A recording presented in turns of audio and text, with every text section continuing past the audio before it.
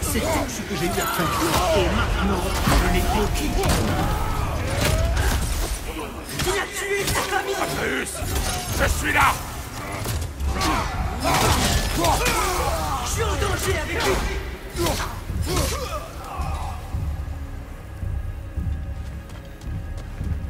Père de dos, aide-moi. C'est un monstre.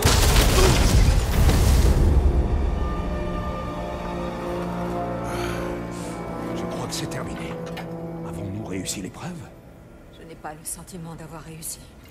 Je vois que la porte a disparu. Ou elle n'a jamais été là. Elle joue encore avec nous.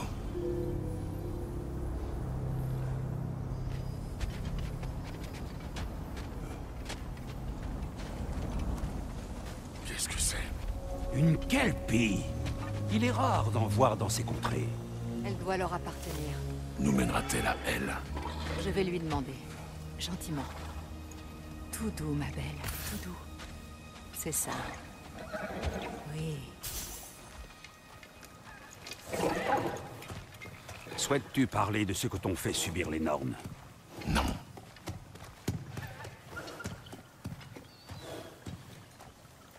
Montez. Gentille fille. Des créatures adorables, mais au tempérament capricieux. D'où je viens, on disait aux enfants qu'une kelpie les y noirait s'ils s'approchaient des loques. Bien sûr, aucune kelpie ne ferait une chose pareille, à moins qu'on l'ait d'abord insultée. Elle marche sur l'eau. Oui, il n'existe pas ce genre de destrier marin en Grèce, mon frère? Il y avait des hippocampes, serviteurs du dieu des océans. J'en ai affronté un sur un titan. Elle n'a pas l'air d'aimer cette histoire.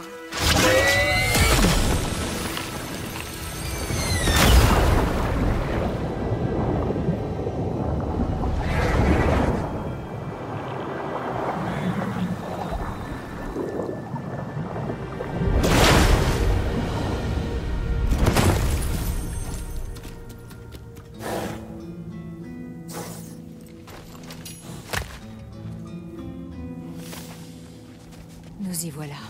L'antre du destin. J'ai toujours su qu'on y arriverait.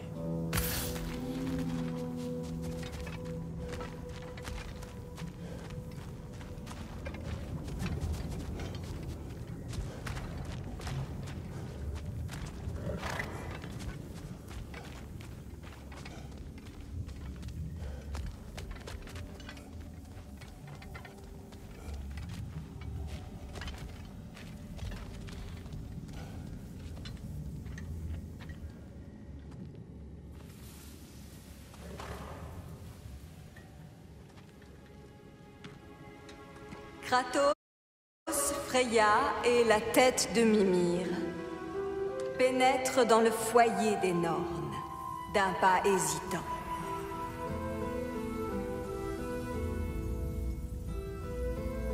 Ils sont enfin arrivés à destination. Kratos parle le premier. Je cherche mon fils. Tu sais que le garçon se trouve à Asgard. Non, tu cherches ce que cherchent tous ceux qui nous recherchent. Tu veux connaître la fin de ton histoire? Le fantôme de Sparte fronce les sourcils d'un air menaçant. Il résiste à la tentation de grogner. Oh, il cède. Vous venez à nous, piètres archétypes, pour vous libérer de vos rôles, comme si connaître vos répliques vous permettait d'en changer les mots. Parle sans détour. Tu mourras, Kratos de Sparte.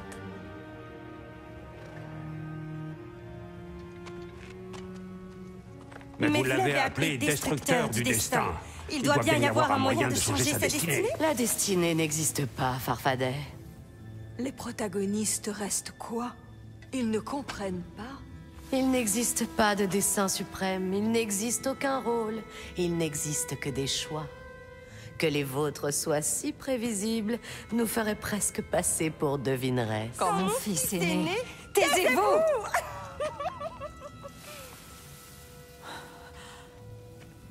Votre prophétie disait qu'il mourrait inutilement. Et c'est arrivé. Parce que tu n'as pas su le laisser partir. Parce qu'il avait soif de vengeance. Et parce que tu tues des dieux. Mais ce qu'a fait Kratos, ce n'était pas par haine. Devrais-je donc lui donner une couronne? Il continue d'éliminer des dieux, mais il n'y prend plus aucun plaisir. Vous êtes la somme de vos choix, rien de plus. Et puisque les tiens sont immuables, tu apprendras qu'Heimdall compte tuer ton fils à Asgard, et tu feras ce que tu sais faire de mieux. Puis le Ragnarok viendra. Le ciel s'embrase, le rideau tombe. Exeunt omnes. Heimdall. Une fois de plus, il se méprend. Privilégier le deuxième acte au détriment de la conclusion, c'est une erreur fréquente de narration. Nous partons.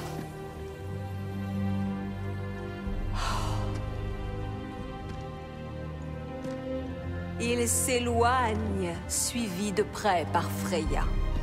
J'ai apprécié ton histoire, Kratos. Dommage qu'elle se termine si vite.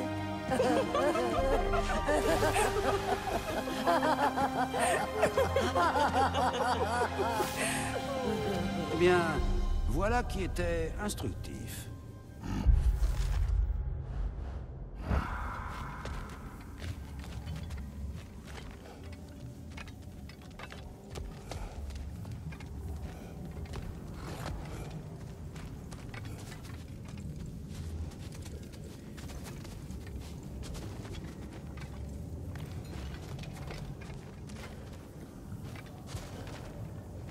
Quittons cet endroit.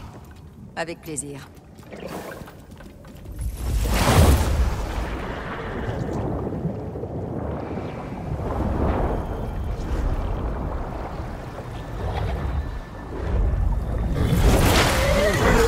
J'aime mieux ça.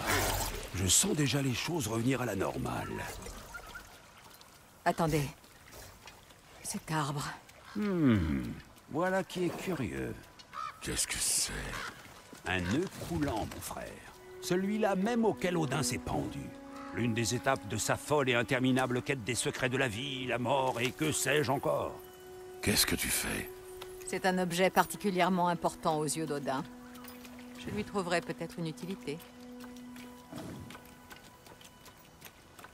Mon frère, ce qu'elles ont dit au sujet du garçon... N'arrivera pas. Oh, je suis d'accord. Cela n'arrivera pas. Nous l'empêcherons. Évidemment que nous l'empêcherons. La question est de savoir comment. Tu n'envisages sérieusement pas de tuer Heimdall, j'espère. Je ferai ce que je dois faire. Ah, c'est donc ça. Tu aurais tort de l'en dissuader, Mimir. Tu connais Heimdall. Je te l'accorde. Ce fumier est horriblement vicieux. Et fidèle au point qu'Odin lui a confié le Gjallarhorn. Nous avons la possibilité de l'éliminer avant le Ragnarok, alors n'hésitons pas. Avec son don de clairvoyance, que cette possibilité se présente est déjà plus qu'à certain.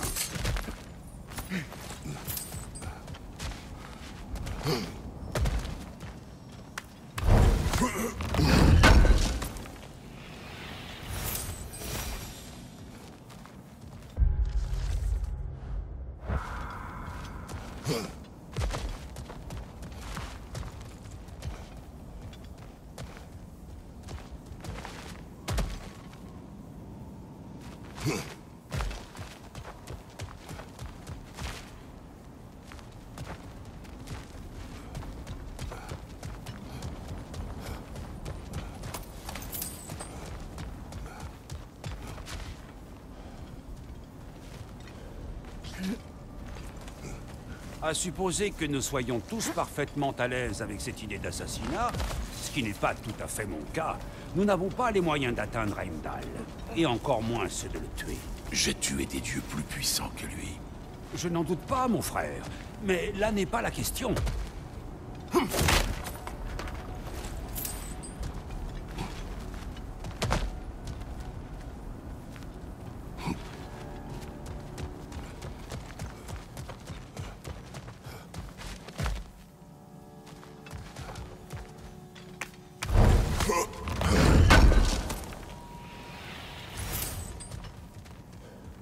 Kratos, je vois quelque chose.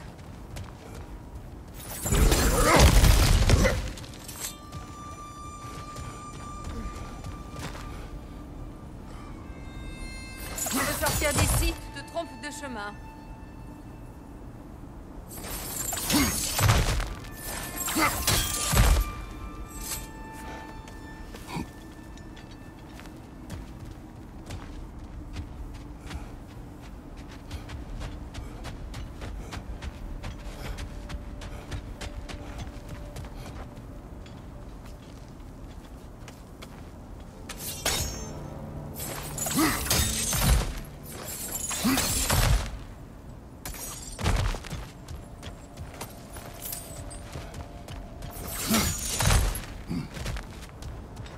Je crois que nous passons à côté du message des Nornes. Nous avons chacun nos penchants. Le tien consiste à foncer tête baissée vers le danger pour protéger ce que tu aimes. Je n'ai pas l'intention de changer. Pas sur ce point. Pourquoi le ferais-tu? Mon penchant consiste apparemment à tuer ce que j'aime. Freya, Je n'ai pas besoin de ton réconfort. Ni du tien, Mimir. Leurs accusations étaient cruelles. Aucun de nous ne croit. La vérité est parfois cruelle. Allez-vous me contredire là-dessus? non. Mais le destin de Baldur avait plusieurs causes, dont la prophétie. Que veux-tu dire, mon frère? Les histoires de mon pays sont pleines de héros accomplissant des prophéties en tentant de les empêcher. Comme Freya, lorsqu'elle a voulu protéger Baldur. Et comme moi, lorsque j'ai accusé mon fils d'être allé à Asgard. Nous sommes d'accord. S'en prendre à Heimdall serait stupide. Non. Si Heimdall doit mourir pour qu'Atreus vive, alors Heimdall mourra.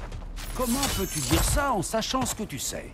Si Heimdall représente un danger pour mon fils, je dois agir. C'est Dans ta nature.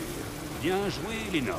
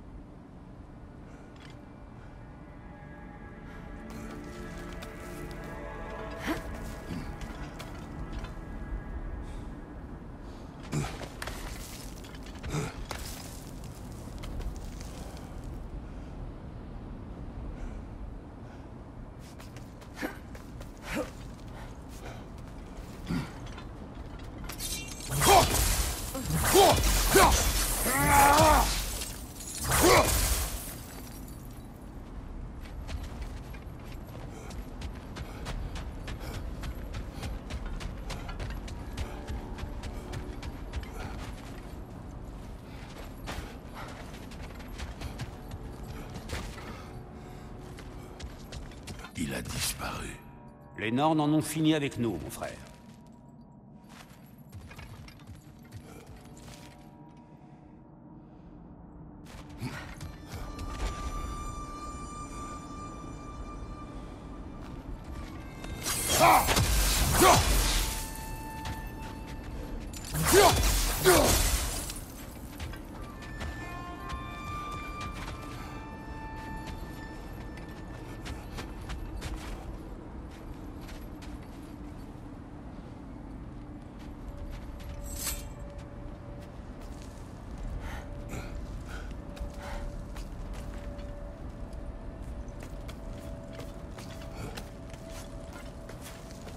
Mm.